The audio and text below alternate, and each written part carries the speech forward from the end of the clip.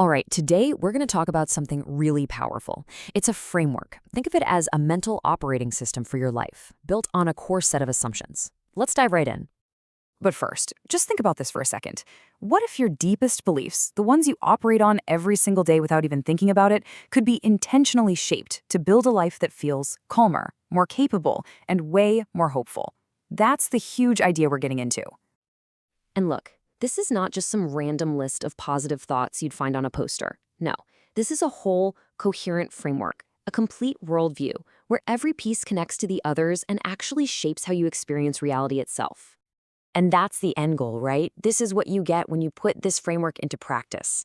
It's all about building a very specific kind of life, one where you feel calm even when things get chaotic, capable when challenges pop up, and just genuinely hopeful about what's next.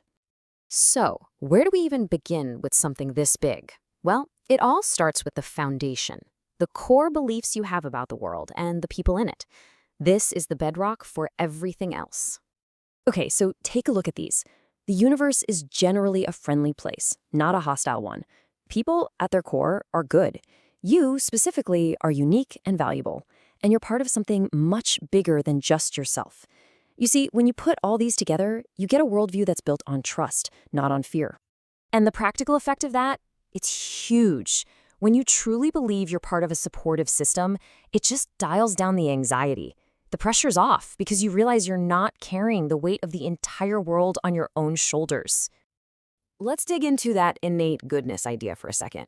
This doesn't mean people are perfect, not at all. It's about choosing to believe that their default setting is to be cooperative and fair. And when you start from that place, it makes it a whole lot easier to be patient and forgiving when, people inevitably mess up. All right, so we have the foundation. Now we get to the most practical, hands-on part of this whole philosophy.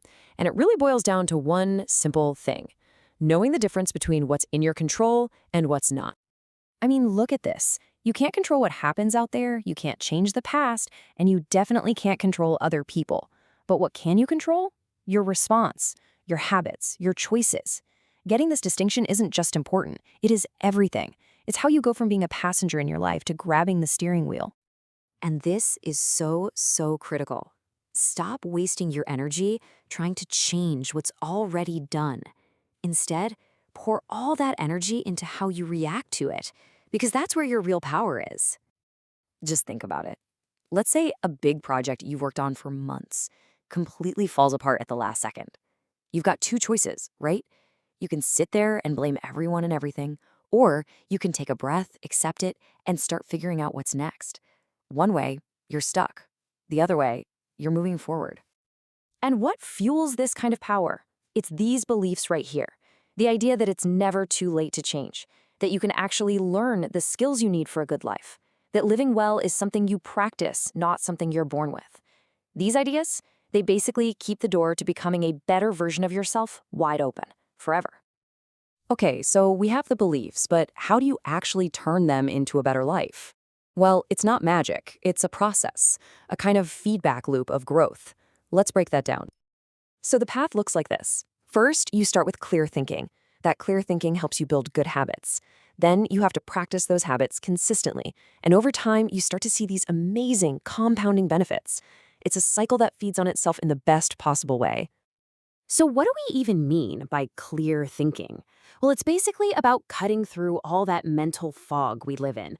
It's about taking a moment to see the facts for what they are, to question your own assumptions before you fly off the handle or jump to a conclusion. But, ideas are cheap. The real magic happens with commitment. Commitment is the engine here. It's what takes a vague wish and turns it into real, consistent action, especially when things get tough and you don't feel like it. So, what do you get from all this?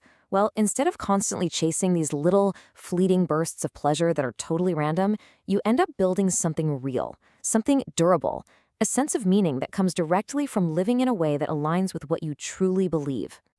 And this brings us to such a key insight. We often think we need to find happiness first, but this framework flips that on its head.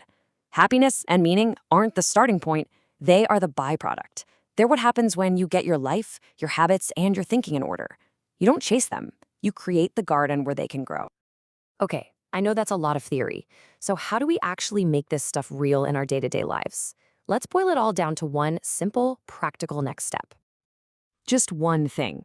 Seriously, don't try to overhaul your entire life overnight. That never works. Just pick one skill, one little thing, and commit to practicing it. That is where the real change actually begins. Need some ideas on where to start? How about this? Just try to pause and check your assumptions before you react to something. Or maybe you could work on really listening to someone without interrupting. It could even be as simple as just remembering to take a deep breath when you feel overwhelmed. Just pick one, whatever feels right for you.